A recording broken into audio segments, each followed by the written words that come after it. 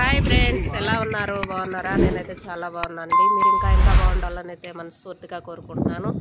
ఇది రాయసోట్ రూట్ అండి. రాయసోట్ రూటు మధ్యలో ఆ కొండకి ఈ కొండకి మధ్యలో సెయ్యేరు వస్తుంది. బాలరాజుపల్లి ఆ ఊరి పేరు. ఇక్కడ చూడండి సెయ్యేరు ఎంత బాగుందో. అప్పుడైతే ఒక 10 సంవత్సరాల కిందటైతే సెయ్యేట్లో దగ్గరగా సెయ్యేరుకి తగ్గులో ఉండేదండి బ్రిడ్జి. అయితే ఇప్పుడైతే చాలా బాగా అయితే కట్టినారు. చూడండి ఆ సెయ్యేరు కూడా ఎంత విశాలంగా చాలా పెద్దది, బాగుంటుంది చూసేదానికి. ఇట్లా రాజంపేట వాళ్ళు, ఇట్లా రాయసోట్ వాళ్ళు సండే వచ్చి చాలా ఎంజాయ్ చేస్తారు. ఆడైతే సెయ్యేరులో చాలా బాగుంటుంది చూసేదానికి. వచ్చేదే అండి ఆ సెయ్యేరు అయితే. భలే నీళ్ళు అయితే ఇప్పుడు పెద్దగా లేవు, లైట్గా అయితే ఉన్నాయి. నీళ్ళు అయితే కొద్దిగా పారుతూ ఉంటాయి. ఆ నీళ్ళల్లోనే చాలామంది, మేము పొద్దున్నే పోతున్నాం కదా, ఉదయం అయితే ఎవరు లేరు. మళ్ళీ ట్రిప్పులు వచ్చేటప్పుడు అయితే చాలామంది జనము ఆ నీళ్ళల్లో అయితే మునుగుతూ ఉన్నారు. ఆదివారం కాబట్టి అందరికీ సండే సెలవులు ఉంటాయి కాబట్టి ఆ రోజైతే ఎంజాయ్ చేస్తారు. చూడండి అదే సెయ్యేరు, బాలరాజుపల్లి సెయ్యేరు దగ్గర ఉండే ఊరు. ఇంతకుముందు నేను వీడియోలో చూస్తున్నారు కదా ఊరు, దేళ్ళము ఊరు, అది బాలరాజుపల్లి అంటారు. ఇది ఆనుకొని సెయ్యేరు. ఇప్పుడైతే కొండకైతే వచ్చేసామండి, అమ్మవారి కొండకు, రెడ్డెవ్వ కొండకి. అమ్మవారి ఉండే స్థానం కొండ అయితే చూడండి ఎంత బాగుందో.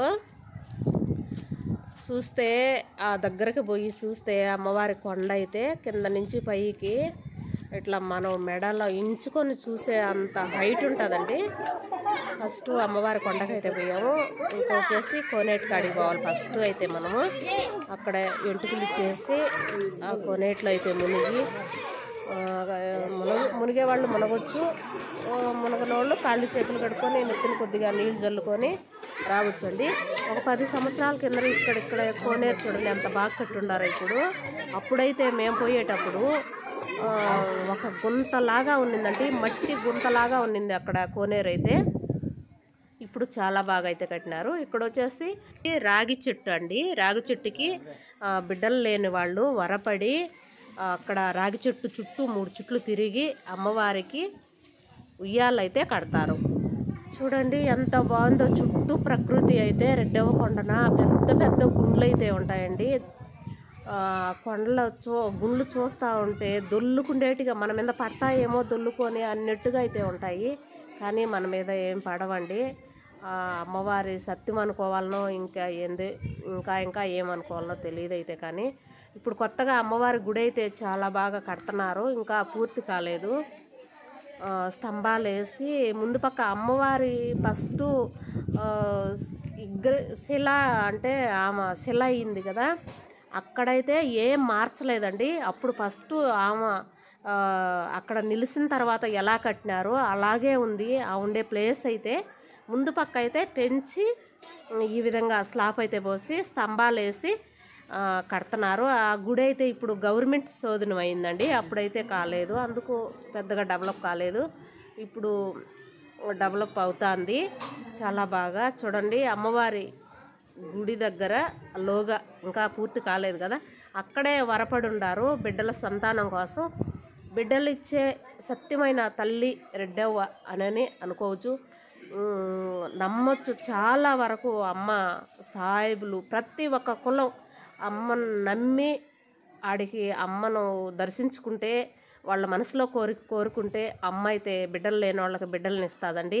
ఎవరైనా ఈ వీడియో చూసేవాళ్ళు, వాళ్ళకి పిల్లలు లేని వాళ్ళు అడ్రస్సు రాయసోట్ నుంచి ఎన్ని కిలోమీటర్లు ఉంటుందా?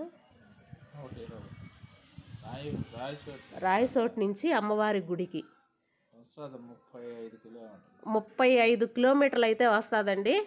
ఊరి పేరు చెర్లోపల్లి కదా, చెర్లోపల్లి రెడ్డెమ్మ కొండ అంటే ఆమె పుట్టిన ఊరు చెర్లోపల్లి. అక్కడ పసురులు ఇచ్చారు, వాళ్ళ ఇంటి ఇలవేల్పులు అంటే వాళ్ళ అన్నదమ్ముళ్ళు బిడ్డలు తరతర రెడ్డెవ్వ వారసులు అండి.